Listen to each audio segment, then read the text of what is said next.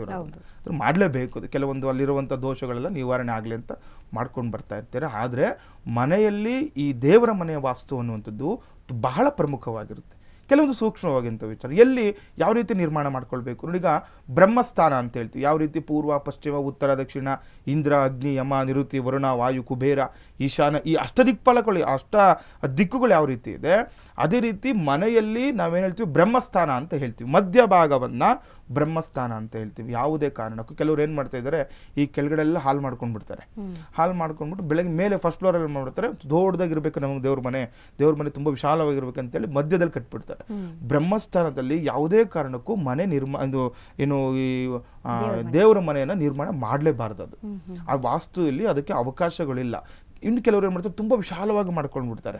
ಅದು ತಪ್ಪೋದು ನೋಡಿ. ಈಗ ನೀವು ನೋಡ್ಬೋದು, ಯಾವುದೇ ಒಬ್ಬರು ಹಿಂದಿಂದ ಋಷಿಗಳು ಎಲ್ಲಿ ಜಪ ತಪ ಒಂದು ಅನುಷ್ಠಾನಗಳು ಮಾಡ್ತಾ ಇದ್ರು, ಗುಹೆಗಳಲ್ಲಿ ಮಾಡ್ತಾ ಇದ್ರು ನೋಡಿ.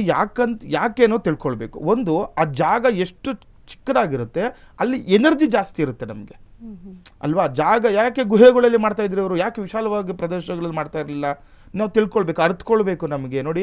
ಅಂಥ ಜಾಗದಲ್ಲಿ ಏನಾಗುತ್ತೆ, ನಮಗೆ ನಾವು ಮಾಡುವಂತಹ ಅನುಷ್ಠಾನಗಳಿಗೆ ಮತ್ತು ಏಕೆಂದರೆ ಅಲ್ಲಿ ಡಿಸ್ಟರ್ಬೆನ್ಸ್ ಕಡಿಮೆ ಇರುತ್ತೆ ನಮಗೆ. ನಾವು ಮಾಡುವಂತಹ ಮಂತ್ರೋಚ್ಚಾರಣೆ ಆ ಒಂದು ಎನರ್ಜಿ ಬಿಲ್ಟ್ ಆಗ್ತಾ ಇರುತ್ತೆ ಅಲ್ಲಿ ನಮಗೆ. ಹಾಗಾಗಿನೇ ಆದಷ್ಟು ಚಿಕ್ಕದಾಗಿರೋ ಥರ ನೋಡ್ಬೇಕು ನೋಡಿ. ಯಾರ್ದಾರು ಮನೇಲಿ ನೀವು ನೋಡ್ಬೋದು, ತುಂಬ ವಿಶಾಲವಾಗಿ ಮನೆ ಇದನ್ನು ಕಟ್ಕೊಂಡಿರ್ತಾರೆ, ಏನು ದೇವ್ರ ಮನೆ. ಇವಾಗ ನೋಡಿದ ತಕ್ಷಣ ನೋಡ್ಬೋದು, ಏನಪ್ಪ ದೇವಸ್ಥಾನ ಇದ್ದಂಗಿದೆ ಅಂತಾರೆ. ಆದರೆ ನೋಡಿ, ಆ ಮನೆಯಲ್ಲಿ ಏನಾಗುತ್ತೆ, ಕೆಲವೊಂದು ತೊಂದರೆಗಳು ಅನುಭವಿಸ್ತಾರೆ. ಈಗ ಮಕ್ಕಳು ಜೊತೆಯಲ್ಲಿರೋದಿಲ್ಲ, ತುಂಬ ದೂರ ಹೋಗುವಂಥದ್ದು, ಆ ಕೂಡು ಕುಟುಂಬ ಇರಲ್ಲ. ನೀವು ಎಷ್ಟು ದೊಡ್ಡದಾಗಿ ವಿಶಾಲವಾಗಿರ್ತಾರೆ ಅಲ್ಲಿ ನೋಡ್ಬೋದು, ಸಂಬಂಧ ಕಡಿಮೆ ಆಗುವಂಥದ್ದು ಹಾಗೆ ಆಗುತ್ತೆ. ಅದ್ರ ನೆಗೆಟಿವ್ ಜಾಸ್ತಿ ಆಗುತ್ತೆ. ಯಾಕಂದರೆ ನಾವು ಎನರ್ಜಿ ಬೇಕು ಅಲ್ಲಿ, ನಮಗೆ ಪಾಸಿಟಿವ್ ಎನರ್ಜಿ ಬೇಕು. ಅದಕ್ಕೆ ಏನಾಗುತ್ತೆ, ಧನಾತ್ಮಕತೆ ಬೇಕು. ಇಲ್ಲಿ ಏನಾಗುತ್ತೆ, ನೀವು ಎಷ್ಟು ನೋಡಿ ಜಾಸ್ತಿ ಪೂಜೆ ಮಾಡ್ತಾ ಇರ್ತಾರೆ, ಅಲ್ಲಿ ತೊಂದರೆಗಳು ಜಾಸ್ತಿ. ಅವ್ರಿಗೆ ಜಾಸ್ತಿ ಪೂಜೆ ಮಾಡಿ ಜಾಸ್ತಿ ಮಾಡೋಕ್ಕೆ ಹೋಗ್ಬಾರ್ದು ಯಾವುದೇ ವಿಚಾರವಾಗೂ ಕೂಡ.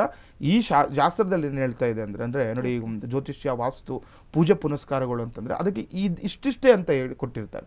ಇಷ್ಟೇ ಮಂತ್ರ ಜಪ ಮಾಡಬೇಕು, ಇಷ್ಟು ಜಪ ಇರುತ್ತೆ, ಇಷ್ಟು ತಂತ್ರಗಳು ಮಾಡಬೇಕು, ಇಷ್ಟು ಪೂಜೆಗಳು ಮಾಡಬೇಕು.